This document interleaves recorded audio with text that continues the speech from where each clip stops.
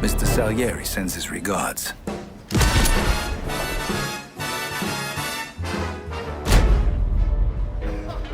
Well, hello there. So with Mafia the Old Country's trailer slash gameplay, whatever it might be, still a couple of months away. The wait has been pretty painful after that teaser trailer. I've never been more teased in my life. So here's another video, but it revolves around what we want improved upon when it comes to Hangar 13's prior Mafia games. So we all know this is going to be a narrative-based mob story in 1900s Sicily, so chapter-based missions are the most likely outcome. The story, characters, and atmosphere should always come first in a Mafia game, but since we're talking about improvements, the big one for many players is the lack of things to do in the open world of every Mafia game. So if this game comes with yet another open world or open area that is mostly used as a backdrop to tell the story and feed the narrative, that is perfectly fine. We would like to see them try to solve this age-old problem that almost every Mafia game's open world has suffered from. Mafia 2 sort of got the closest, and I'm sure they would have solved it if all the cut content wasn't cut, I guess. But yeah, give the player extra options to interact with the city you've built. More open buildings that have NPCs interacting with the world and discussing current events. Give players missable dialogue from exploring these areas. Allow us to interact in bars, restaurants, and clothing shops just to make it feel more lived in and give the player more to do.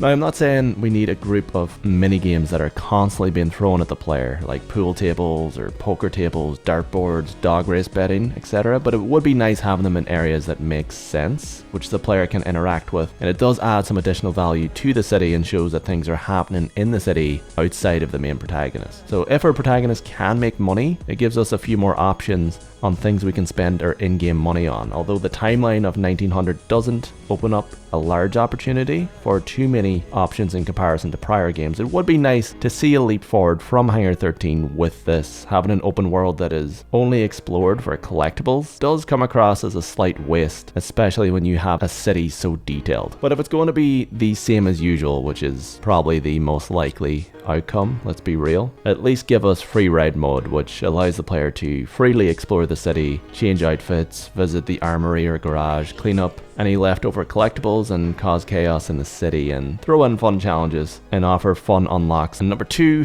nitpicks. Now, no more solid bushes that the player can't drive through that are for some reason the equivalent of driving through a brick wall. When throwing explosives like a grenade or Molotov, instead of the player controlled character casually throwing the live explosive over their shoulder, we would like to see the player having to manually equip the grenade or Molotov via the weapon wheel, aim and throw it, so it's more grounded. Better level design for the combat scenarios. The remake contained a lot of shoulder height cover placed everywhere that sometimes didn't make sense in terms of the level. Fewer red flammable explosive barrels strategically placed by devs around each level. It's a very old school game design choice and can be fun taking out a group of idiots standing beside the barrel, but it feels so arcadey for our liking. If it makes sense for the level, it's perfectly fine. Yet otherwise it's a little goofy and out of place. Whatever weapon the protagonist is using should show up in the following cutscene, and the same goes for outfits the character is wearing. It's always cool. Improve falling or impact physics for both the main character and enemies, and hitting an enemy with explosives sort of demonstrates how strange it looks when a character gets knocked over. It's not a big deal, yet while discussing improvements, it's definitely something that comes to mind. Now, fewer audio tells on harder difficulties, so another victim of modern gaming design with this one. Don't have enemies shouting when they are reloading, moving from cover, or going to throw an explosive. Although it helps a lot and makes sense on easy or normal, it is a little funny hearing them shout every action they're about to take. You're gonna burn!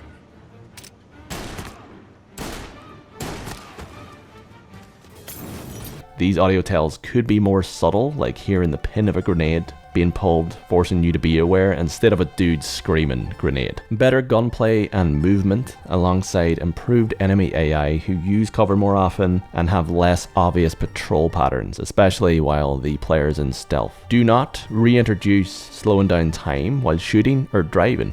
Please don't. Improve weapon sound effects. Some weapons sound weak, and the same goes for explosions from grenades. Now, I know the game comes with chapter select, but multiple save files would be nice for those who want to start over, but don't necessarily want to wipe their prior save. Give a button prompt for when going down ladders. If collectibles are a thing in the game and are as plentiful, like Mafia Remake and Mafia 3, it would be nice if the range in which they're shown on the minimap was larger, so you don't have to be super close for it to be highlighted on your minimap. And it would be awesome, once an icon is shown on your minimap, that it would permanently stay on your main map until it's collected. If side missions are a thing in the old country, like Mafia 3, then make them more than fetch missions. Make them more meaningful and include animated scenes to give the player a worthwhile conclusion, instead of two characters awkwardly standing staring at each other. Now, a big one, keep the HUD and UI simple. For the love of feckin' God, no intel view or any type of see enemies through walls feature. It is something that has plagued modern gaming for too long. Mafia 3 fell victim to it. It completely removes the player from the experience. It's dumb and insulting to the player's intelligence, and it doesn't feel like Mafia. So strip it back, keep it simple like Mafia Remake, and maybe get rid of the big objective icons as well that just pop up on your screen. More environmental destructibility from shooting and driving through obstacles. It's so satisfying when you're shooting an enemy's cover and then watching them panic as you get an easy shot on them. Although it does suck when it happens to you.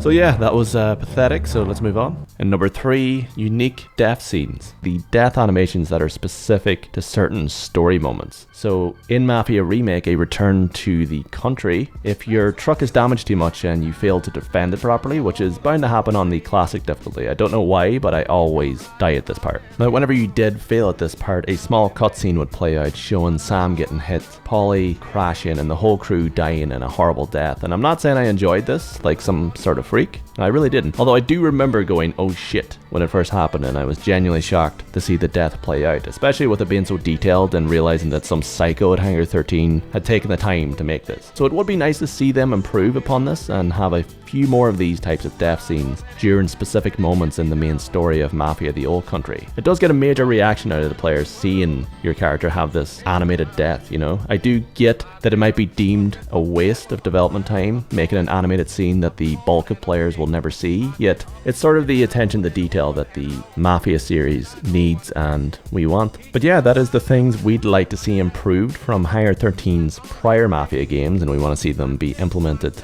into Mafia the Old Country. But what do you guys want to see improved? These were the main ones that came to mind for me, but Mafia the Old Country releases sometime in 2025 on PC, PS5 and Xbox Series consoles. We will find out more about the game in December. So yeah, I'll catch you guys on the next one. Single drive, I jump right on a big bird and then I'd fly.